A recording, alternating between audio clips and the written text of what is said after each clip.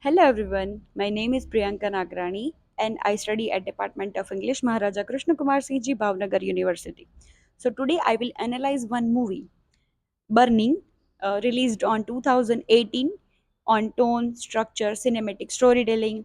So let's start with one question that can a film makes us question reality without ever giving us a clear answers. That is exactly what Lee Chung-dong's Burning achieves.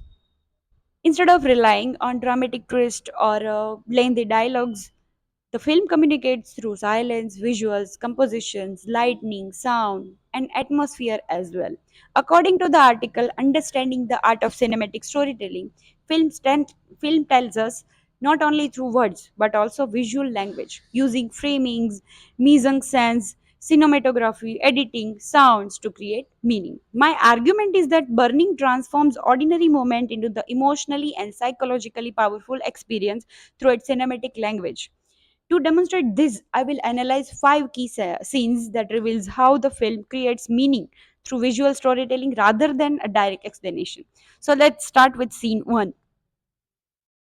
So, in scene 1, the first meeting. The first meeting between Jong-soo and Hemi is simple but meaningful.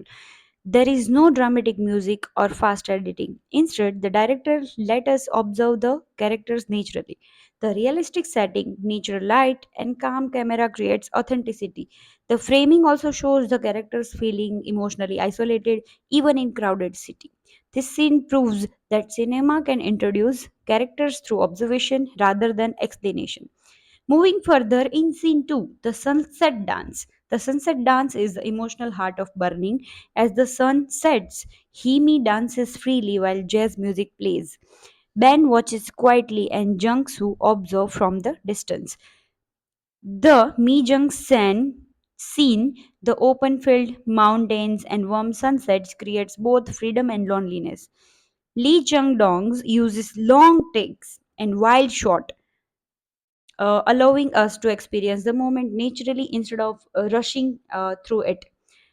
The fading sunlight symbolized the temporary nature of happiness, while the silence after the music adds emotional depth.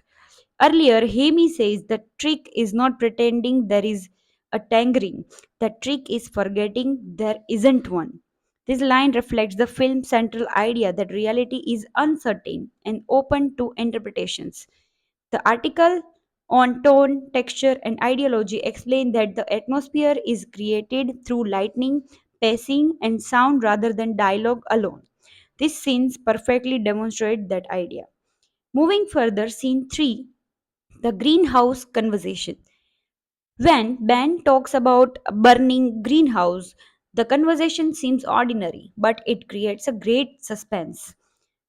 There is no dramatic music or action, instead, silence, slow pacing, and Ben's calm behavior makes the audience feel messy.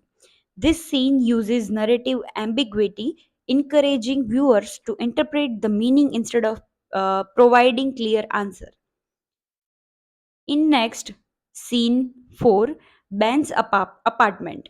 Ben's apartment tells us about his characters without much dialogue. Its modern design, expensive furniture, and a suspicious room contrast with Jang-soo's simple farmhouse. This is an excellent example of Mi Jung-san, where the setting visually communicates wealth, power, and social class. In next scene, scene 5, the final confrontations, the final scene is emotionally but avoid giving simple answer. The restricted editing, minimal dialogues, and controlled camera works keeps the audience focused on emotional rather than explanation. The editing remains ambiguous, inviting viewers to from their own interpretations. So, in this video, I conclude here to telling that Burning shows that cinema is much more than storytelling through dialogue. Through Mi Jung San cinematography, sound, lightning, and silence, Lee Chung Dong's create a film that is both emotionally powerful and visually rich. Among all the senses, or among all the scenes, the sunset dance best represents the film artistic vision because it combines beauty, emotions, and cinematic storytelling. Burning reminds us that great films do not always provide answers. They invite us to observe, interpret, and think. Thank you, everyone.